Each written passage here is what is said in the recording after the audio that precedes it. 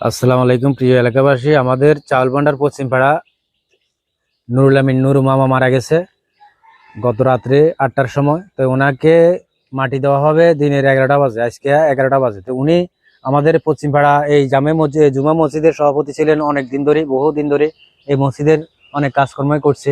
তা আজকে উনি চলে গেছে দিনের 11টা বাজে, ওনাকে দাফন করা হবে।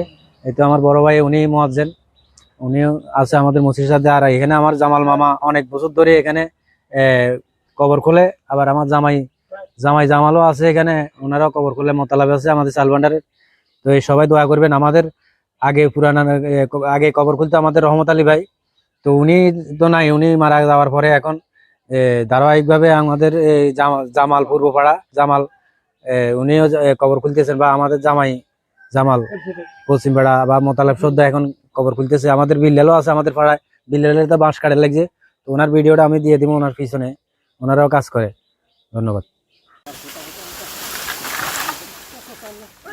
এই যে কবরের জন্য বাঁশ কাটতেছে।